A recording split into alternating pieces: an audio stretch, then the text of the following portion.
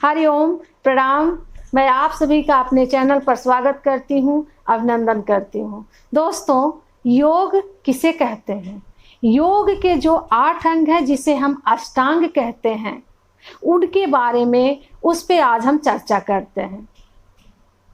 महर्षि पतंजलि के योग सूत्र में जो वर्णन किया गया है कि आत्मा और परमात्मा के मिलन को हम योग कहते हैं। मनुष्य द्वैत भाव में भ्रमित रहता है कि आत्मा और परमात्मा अलग अलग सत्ता है, जबकि दोनों एक ही सत्ता है। दोनों का एकाकार होना ही योग कहलाता है। योग का अर्थ है जुड़ना, जुड़ जाना। ध्याता ध्येय में जब जुड़ जाता है, एकाकार हो जाता है, उसे हम योग कहते हैं।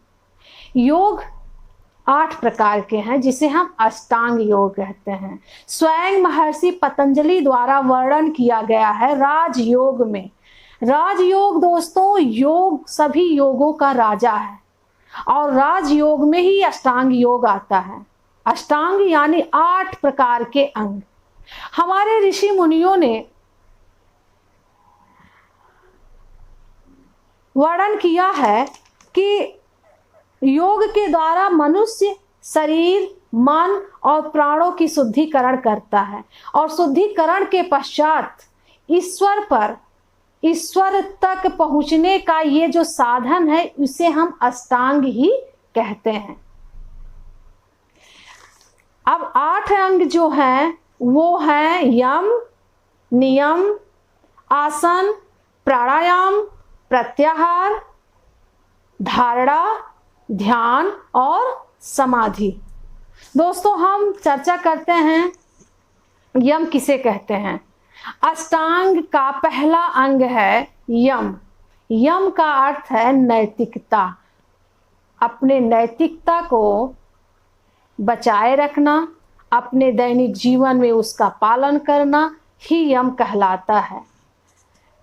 महर्षि पतंजलि के योग सूत्रों में जो वर्णन किया गया है कि यम का अर्थ है अपने चित्त को धर्म में निहित करना। अपने चित्त को धर्म में स्थित रखने की प्रक्रिया को हम यम कहते हैं। यम जो है 5 प्रकार के हैं। पहला है अहिंसा, सत्य, ब्रह्मचर्य और अस्तेय और अपरिग्रह। तो हम चर्चा करते हैं, यम का पहला अंग है अहिंसा। अहिंसा किसे कहते हैं?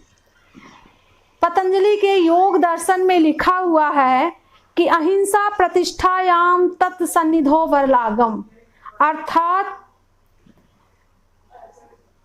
अहिंसा मन से, वचन से, वाणी से कभी किसी को भी कष्ट ना पहुंचाना, प्राणी मात्र से प्रेम करना, किसी भी व्यक्ति को अपने मन से, वचन से, कर्मों से आप उसे कष्ट ना पहुंचाएं, उसी को हम अहिंसा कहते हैं।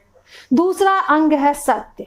सत्य का अर्थ है कि आंखों ने जो देखा, कानों ने जो सुना, उसको बिना किसी परिवर्तन को कह देना ही सत्य कहलाता है, ही सत्य कहलाता है। दोस्तों, सत्य केवल बाह्य नहीं बल्कि आंतरिक भी होना चाहिए। ठीक है। अब हम तीसरे अंग का वर्णन करेंगे, अस्तेय। अस्तेय का अर्थ होता है चोर प्रवृत्ति का ना होना। महर्षि पतंजलि ने वर्णन किया है अपने योग सूत्र में कि योग दर्शनम अस्तेय प्रतिष्ठायाम सर्वरत्नेप अस्थानम। प्रतिष्ठायाम सर्वरत्नेप अस्थानम का तात्पर्य है कि सर्वश्रेष्ठ स्थान जो है वो अस्तेय का है, और अस्तेय का तात्पर्य है कि चोरी ना करना और चोर प्रवृत्ति का ना होना। अब हम चौथे अंग का वर्णन करते हैं। यम का चौथा अंग है ब्रह्मचर्य। ब्रह्मचर्य का अर्थ होता है कि ब्रह्म जैसी चर्चा में बने रहना। जैसा कि महर्षि पतंजलि के योग सूत्र में लिखा हुआ है कि ब्रह्मचर्य प्रतिष्ठायाम वीर्य लाभः, अर्थात ब्रह्मचर्य का पालन करते हुए मनुष्य वीर्य का लाभ प्राप्त करता है। ये ब्रह्मचर्य का दो अर्थ है, एक है चेतना का ब्रह्म ज्ञान में स्थिर रखना, दूसरा है सभी इंद्रिय जनित को सुखों से वंचित कर देना। ये ब्रह्मचर्य में आता है। दोस्तों, तीसरा अंग है अपरिग्रह। अपरिग्रह का अर्थ है जरूरत से ज्यादा धन संचय ना करना, अधिक से अधिक धन संचय ना करना। महर्षि पतंजलि के योग सूत्रों में वर्णन किया गया है, अपरिग्रह स्थय जन्म कल्पांतर संबोध है। दोस्तों, अपरिग्रह स्थिर होने पर वर्तमान भविष्य के जन्मों तथा उनके प्रकार का संज्ञान होना ही अपरिग्रह कहलाता है। ठीक है, अब इन 8 अंगों में दूसरा अंग आता है नियम। नियम किसे कहते हैं? नियम का अर्थ क्या है? नियम का अर्थ है आत्मा की शुद्धि, शरीर से मन से आत्मा की शुद्धिकरण करना नियम के अंतर्गत आता है। नियम भी 5 प्रकार के हैं। पहला है शौच, दूसरा है सत्य, तप, और तीसरा है स्वाध्याय, चौथा है प्रतिष्ठान, पांचवा है संतोष। शौच, संतोष, तप, स्वाध्याय और प्रतिष्ठान। तो हम चर्चा करते हैं शौच पर। नियम का पहला अंग, पहली शाखा, पहली सीढ़ी है, इसमें पहला भाग है शौच। शौच का तात्पर्य यह है कि शरीर से ही नहीं अपितु मन की पवित्रता बनाए रखना, मन की सफाई करना, शरीर और मन की शुद्धिकरण करना। हम स्नान के माध्यम से अपने शरीर की स्वच्छता तो रखते हैं दोस्तों, लेकिन मन की स्वच्छता रखने के लिए मन का प्राणायाम करना भी जरूरी है। तो मन से और तन से दोनों का शुद्धिकरण करके ही हम ईश्वर को प्राप्त करते हैं। तो ये हमारा शौच के अंतर्गत आता है। दूसरा है संतोष। संतोष का अर्थ होता है खुश रहना और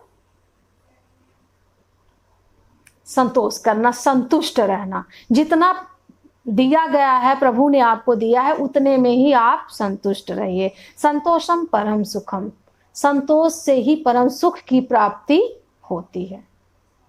तीसरा है तप।